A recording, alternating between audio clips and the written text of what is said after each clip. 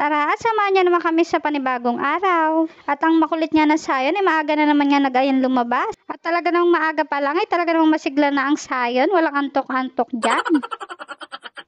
Kaya naman ako ang antok na antok. Paano ba naman kasi ayaw na niya magda-diaper? Yung napupuyat ka na magtimpla ng daddy niya tapos extra puyat para pagpunta namin sa CR. Pero okay lang naman din na mapuyat ako. Ang mahalaga naman ay nakatipid na nga din kami sa diaper ni Sayon. Sobrang laki din kasi ang matitipid namin kasi hindi na siya magda-diaper tuwing gabi. Siguro paglalakad na lang kami tsaka siya magda-diaper. Kahit paano ay gatas na nga lang ipoprovide ng kanyang papa. Pero syempre hindi mawawala ang candy ni Sayon sa araw-araw.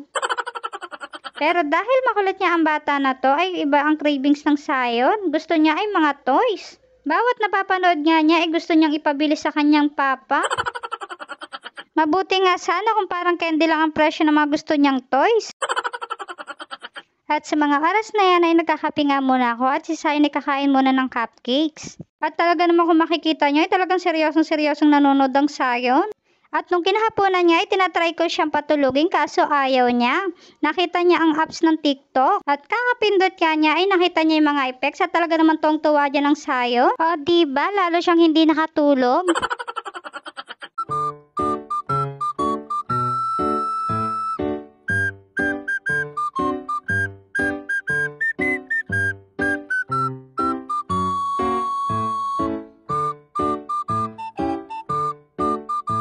At pamaya-maya lang din ay dumating na nga din ang papa ni Sayon at naipasalubong nga itong Jollibee. At mabuti na nga lang din meron ng mix and match sa Jollibee kahit paano ay hindi mabigat sa bulsa.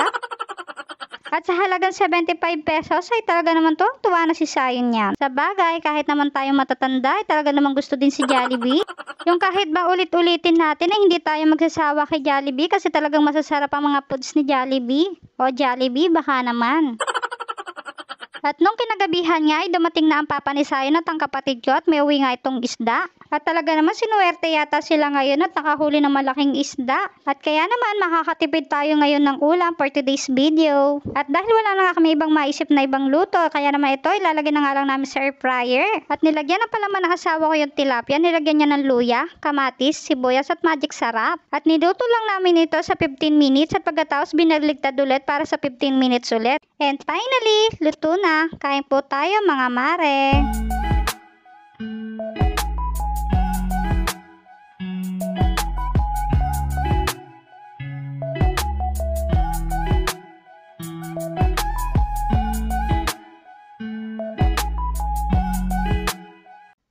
Thank you for watching. God bless.